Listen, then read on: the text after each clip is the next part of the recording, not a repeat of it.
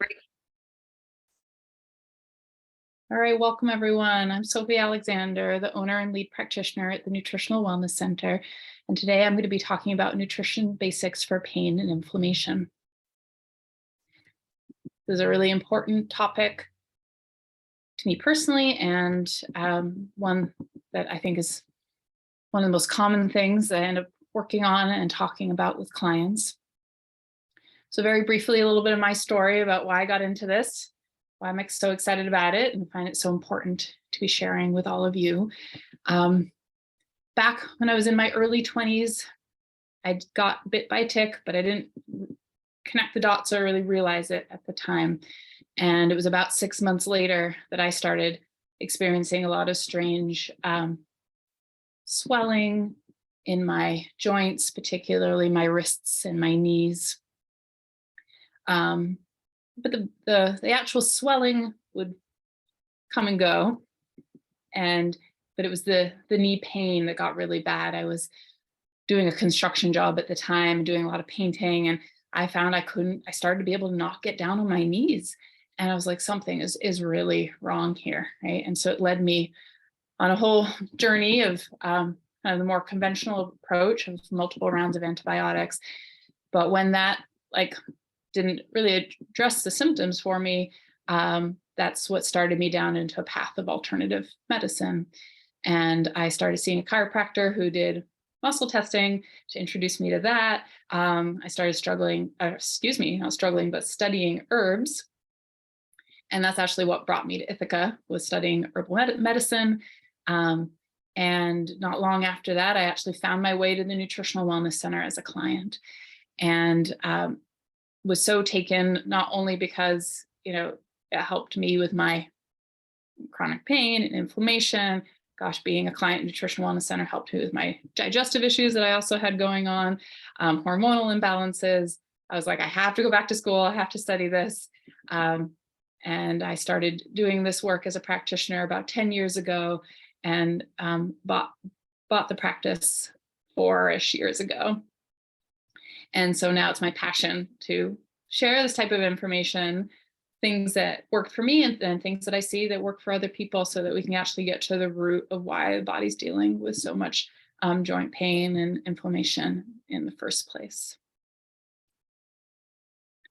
But before I go more into that and those types of root causes, I want to go into some foundational information.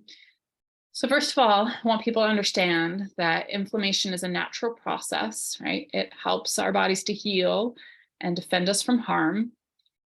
Inflammation is a way of protecting itself from infection, illness, or injury. But chronic inflammation, which is what so many people are dealing with, can become harmful. And it plays a huge role, really a central role, I'd say, in some of the most challenging diseases of our time, whether that be rheumatoid arthritis or cancer, heart disease, diabetes, depression, multiple sclerosis, Crohn's disease, Alzheimer's, asthma. I see, the root, there's something that's causing the body to have such an inflammatory response. And then that inflammation response is a big part of these diseases developing. So when the inflammatory process begins, your body produces white blood cells, immune cells, and substances called cytokines that help fight infection.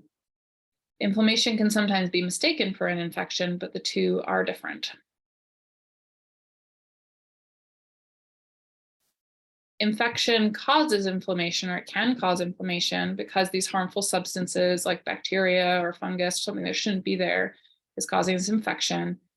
And the inflammation is the way the body's responding to that infection. So in this way, the inflammation is good, right? Because we want the body to be getting rid of things that shouldn't be there. But it's not always, especially when it doesn't stop. So there are two different types of inflammation. And acute inflammation starts quickly, and then it generally disappears within a few days. So this is often your injury, right, to an external body or to the skin. So you have that acute pain, the redness, the swelling, the immobility of an area, heat, right? The area may feel warm to the touch. But chronic inflammation can last for months or years due to failure to eliminate the cause. And this type of inflammation can affect any organ. So symptoms of chronic internal inflammation can include fatigue, mouth sores, chest pain, abdominal pain, fever, though that is often more associated with acute, but you can have like low-grade fever, ongoing rashes and skin issues, like ongoing skin issues, not just acute comes and gone. And then joint pain, right? Like that pain I'm describing where it was just always there, low level with my knees. And so much so that I couldn't get down on the ground very easily. And I would say that joint pain is one that I end up seeing the most with clients, right? It's one of the ways the body is yelling the loudest. In the work that I do of nutrition response testing, I so often see a connection to how the liver is doing, particularly how the liver is doing processing toxicities, that there being a common theme of toxicity exposure. And I'll talk a little bit more about that as I go. For me, right, I had the history of Lyme for sure. Some of my initial inflammation due to getting a tick bite, right, and getting that initial Lyme disease. But it's been very interesting to learn over the course of the time, especially when the joint pain and that knee pain resurfaced, 10 years later after the initial tick bite, for me to really learn that there was a mold toxicity component with my health, and that it was that mold that was really perpetuating the joint pain and the knee pain issues. But I digress. All right, so some of the most powerful tools to combat inflammation come from the grocery store, all right? So studies have shown that choosing the right anti-inflammatory foods for yourself, you can reduce the risk of illness, and you can choose the wrong foods, you can actually accelerate inflammatory disease processes. So to dive into the nitty-gritty on diet, right? Foods that contribute to inflammation.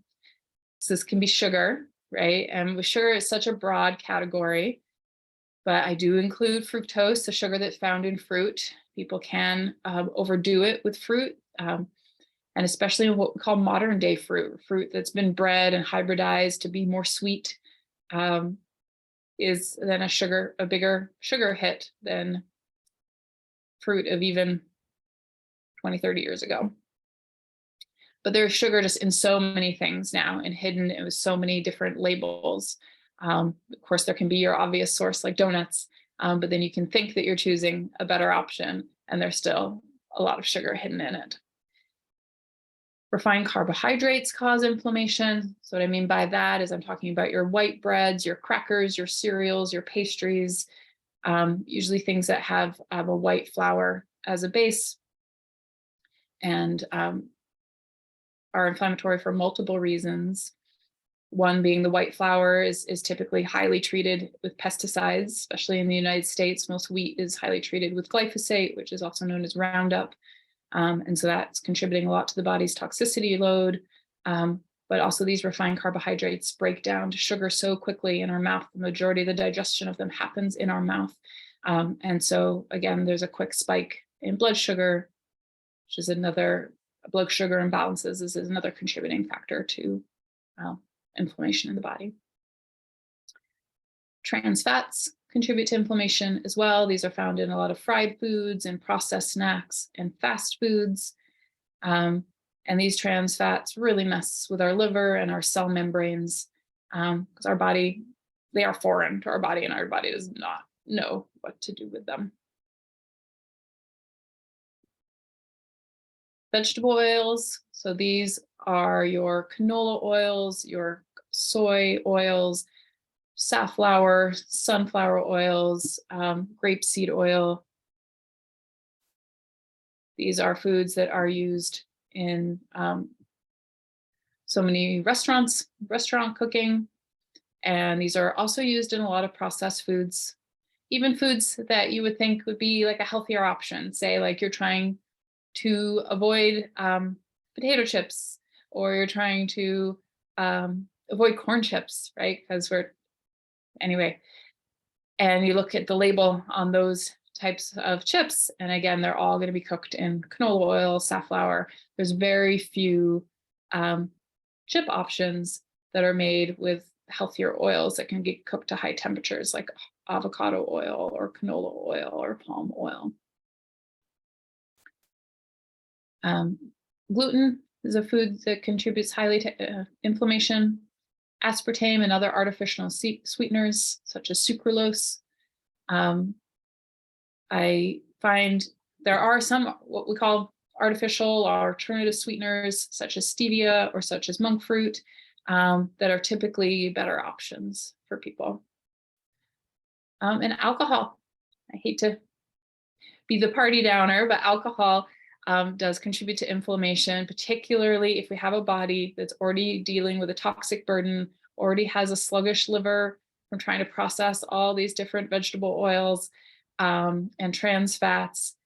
And so the alcohol is just another burden to the liver, and then heightens the inflammatory process and really contributes to a body system that's really sluggish, overwhelmed, and then we see the pain and inflammation levels really go up. An inactive lifestyle has also been shown to promote inflammation. Exercise can actually help to lower inflammation, particularly sitting, right? So many of the studies that show a lifestyle where you're sitting for majority of the day promotes inflammation. So if you want to reduce inflammation in your body, eating an anti-inflammatory diet that provides a balance of proteins, carbohydrates, and fat at each meal is a good place to start. Eating organic foods whenever possible, and really focusing on the whole foods, like making things from scratch.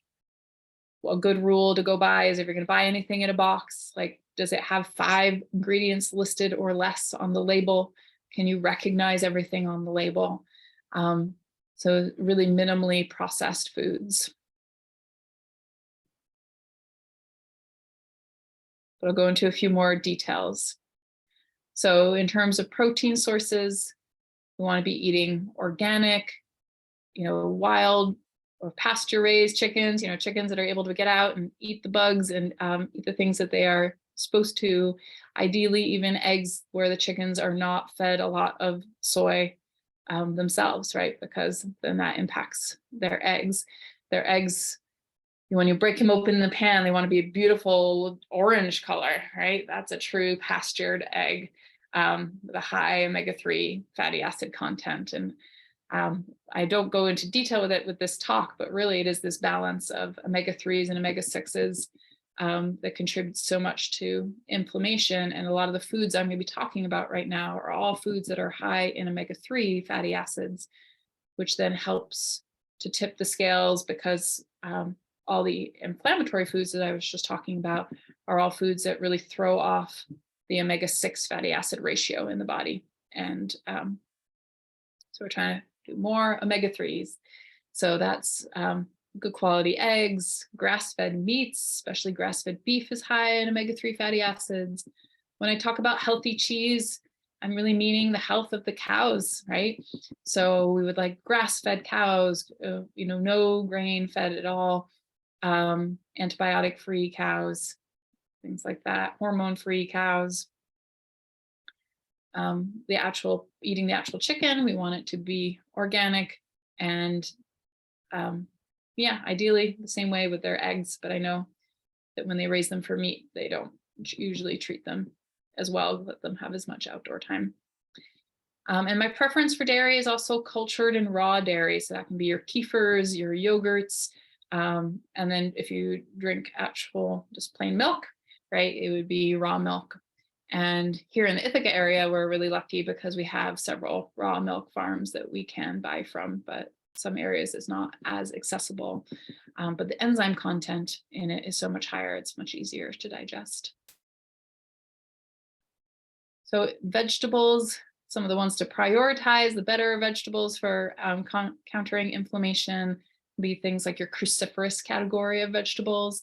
So that can be cauliflower and Brussels sprouts, cabbages, kales, also got collards and spinach listed there. With nuts, almonds and walnuts are higher in omega-3 fatty acids.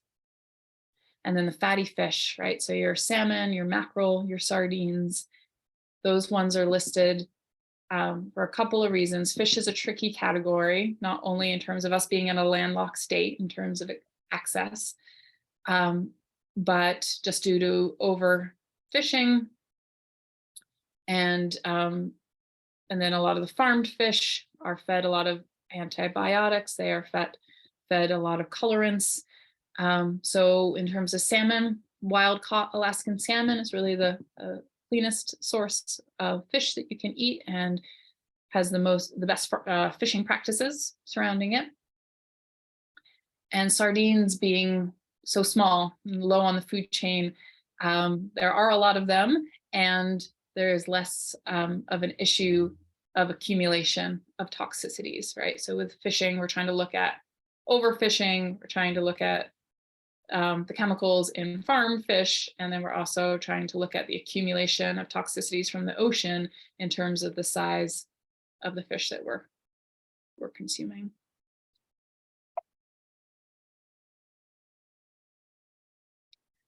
So in terms of fruits, a lot of the berries are anti-inflammatory. So we've got strawberries, blueberries, cherries listed, oranges, red grapes, and pineapples. Again, I point people towards, in general, what we call the lower glycemic fruits. And so that can be, particularly the higher sugar ones, say dried fruits and mangoes and bananas, right? Encourage more berries.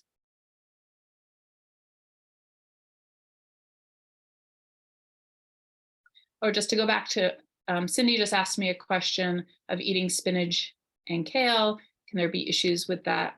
So it can depend so much on your own microbiome and your own health about spinach and kale, right?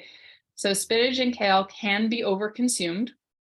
Almost anything can be overconsumed, unfortunately, even these things that we have dubbed as healthy. And especially if I have clients who are making green smoothies every day, and they are packing lots of raw spinach or raw kale into those smoothies, and they have certain microbiome issues where they are more prone to holding on to oxalates. Too much spinach and kale, can contribute to kidney issues. It can contribute to kidney stones, and that's known. Yeah, I've seen that happen. But it tends to be like the person is having a lot of spinach and kale, and they're also having it in conjunction with other high oxalate foods, like they're eating a lot of peanuts, or they are eating a lot of almond flour and almonds and almond milk. And so like, a green smoothie with almond milk as a base and, a couple cups of spinach in there can be a recipe for kidney stones. But in general, I point people more to the cruciferous category of vegetables. But that, as a broad statement, there's still health benefits to kale and spinach. It's just about amounts, and it's about your own individual health and microbiome for how you're breaking down and digesting those things. It's the same can go for beans and legumes, which are on this list. Some people really cannot tolerate them, cannot tolerate the lectins that are in them. Though, of course, soaking them before cooking and cooking them from dried really does help with the lectin content. But again, it's about your own microbiome. Yes, thank you, Katie. Kale is cruciferous. I appreciate that. And yes, butter is a great fat to have. And I apologize that it was not on my list. I love butter. as a healthy fat source for folks to have. So that was the next thing I was going to get to, getting in lots of healthy fats to counter all of the trans fats and the other fats that what I label the bad fats or the commercial fats that I was listing earlier. So coconut oil is a wonderful option, avocado and avocado oil, the fats in flax seeds and hemp seeds. But I would add to this list, I would add butter and I would add ghee as other fats that combat inflammation. And then the teas that are listed here are teas that are high in antioxidants. And so that antioxidant component has been shown to help combat inflammation.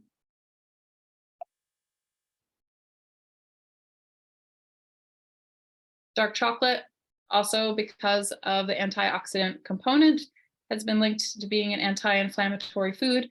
But again, we have to be really careful about sourcing. I don't know if any of you saw the recent study that came out about the high lead and cadmium content in some dark chocolates. And so while I often tell clients the darker the sugar, because of certain processing methods and the concentration of the cacao in certain dark chocolates, that means there's a higher lead and higher cadmium component. But of course, it all comes down to like how much you consume. And we're talking about, if you can stop at that, we're talking about, a square or two from a chocolate bar a day in terms of the studies that were done for being anti-inflammatory. But in terms of the study that showed for avoiding lead and cadmium, actually choosing something a little not quite as dark, right? Not going for, say, the 95% chocolate, but say the 70%, of course, would have lower heavy metals. Coffee has also shown to have anti-inflammatory benefits. Again, this is a more controversial topic. It can depend so many things about state of your own health, to whether it works specifically for you. I cannot do coffee. It gives me palpitations. And the quality of the coffee, again, is a big component of this, right? There's so many poor quality coffees, highly sprayed, actually have mold growth. So you want a mold-free, pesticide-free coffee. And then again, we're talking about a cup a day is what the studies showed. And then we list some anti-inflammatory herbs and spices here for you. Basil and the chili peppers, cinnamon, garlic, ginger, turmeric, rosemary, thyme, and curry powder. And then not necessarily related to your nutrition, but something I see so much clinically is getting enough sleep, right? If you're not getting enough sleep, if you're going to bed too late, you're not catching yourself in that optimal window, which is ideally being in bed by 10 p.m., that can contribute to your body's inflammation level as well. So sleep hygiene can be a huge component of addressing inflammation issues.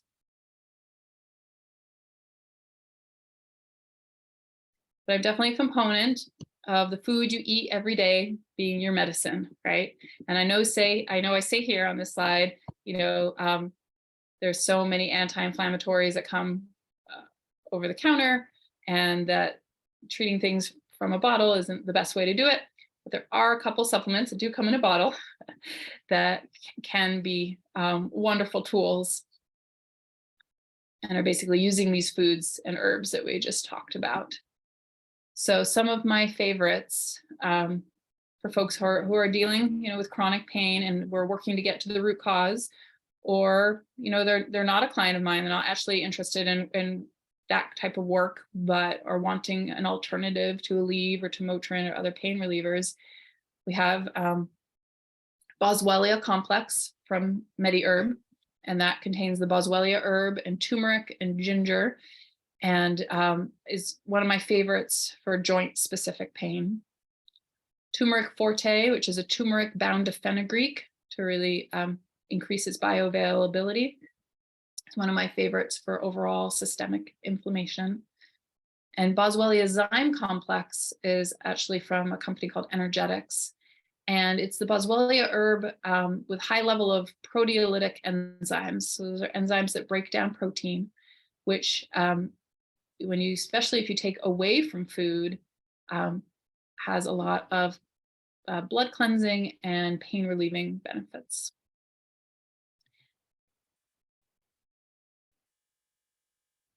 But reducing inflammation, I find, is so important in terms of approaching someone, improving their health, because the benefits are not only for reducing the risk of chronic disease, but it impacts your mood, it impacts your quality of life.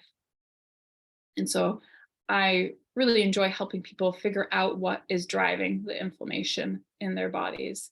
And that's what I do with the work of nutrition response testing. And I know, I think the majority of you on here are clients of mine, and that is wonderful.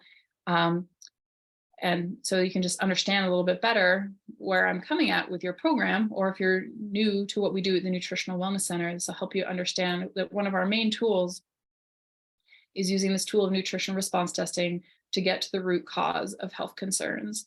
And it's a non-invasive system, and it helps me and other practitioners with an assessment of why the body is struggling and why there is ill health.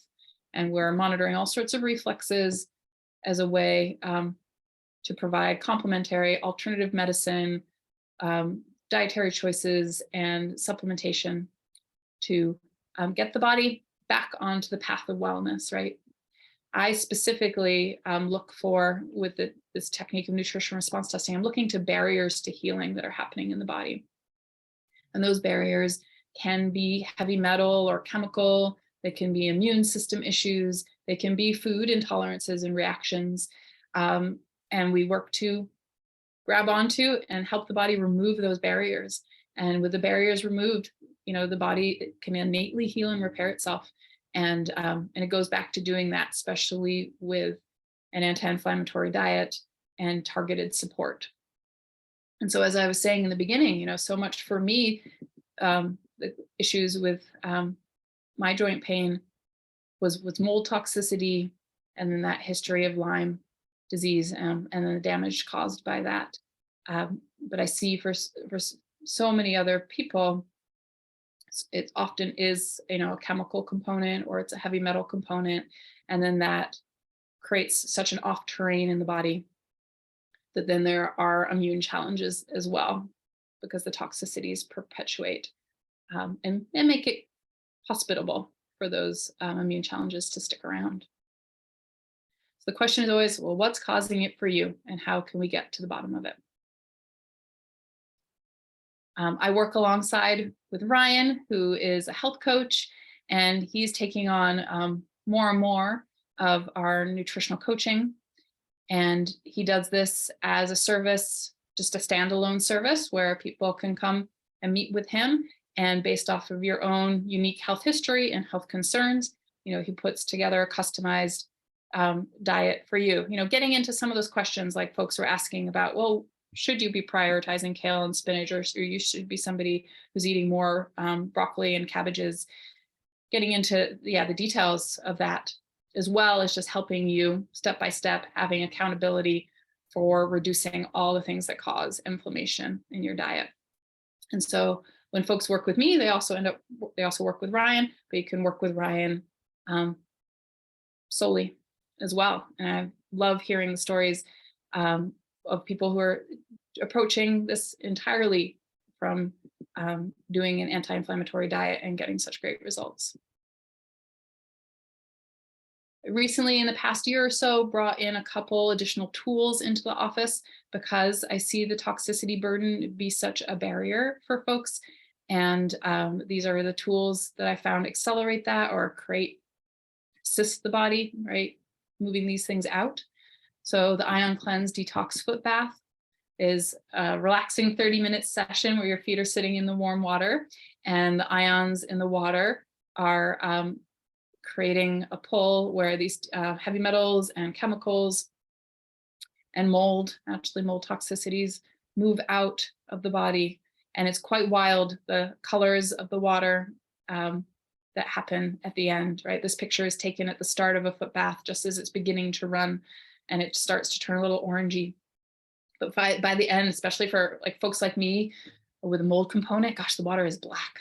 And so this can be a really gentle way to assist, create more ease, and accelerate some really stubborn toxicity issues.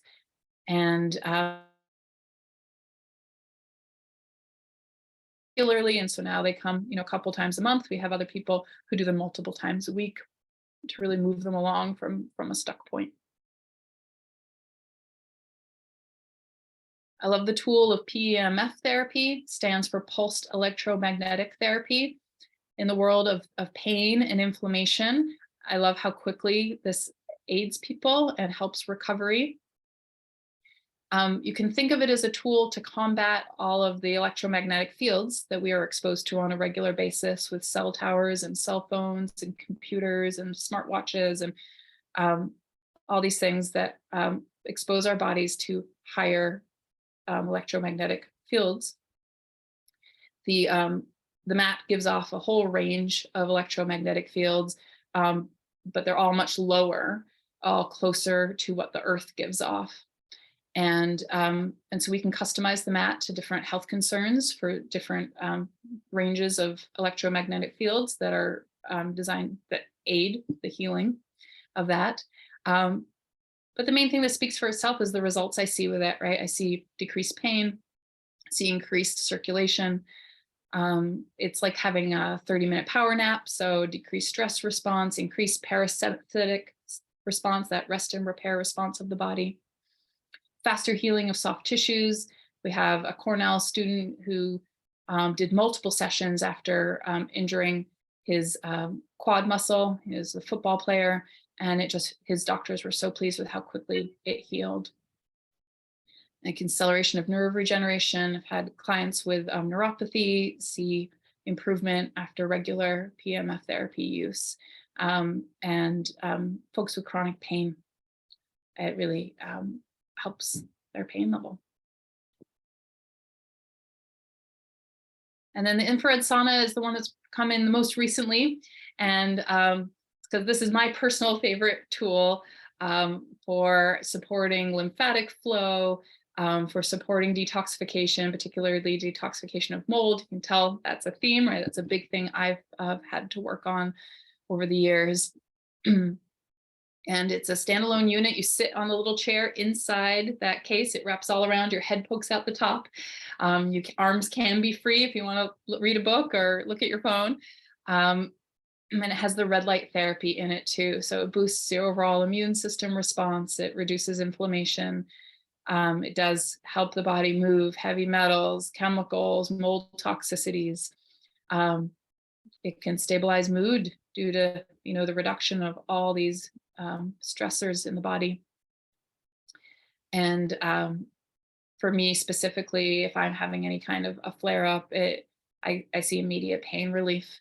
And I find that it supports the pathways, right, of detoxification. So it supports the liver, it supports the kidneys, it supports the lymphatic pathways. And so I have some clients who those pathways are just been so stressed over time. It's been so burdened with a wonderful, excellent supplementation. The process is slow and it's challenging, and the body has a hard time clearing these toxicities because these detoxification pathways have been so stressed for so long. And so that's where the infrared sauna, the foot bath, and PEMF have become such a wonderful assistance. So I encourage you, to start your health journey today if you have not, or if you're even in the middle of it and you haven't used any of these other tools, these other ways that you could accelerate for yourself. Please reach out to us with any questions or concerns. We're here for you. And I'm here to answer questions. I can hang around for a few moments with folks if you have more questions. But in general, thank you so much for taking time out of your busy day to join me to talk about this important topic.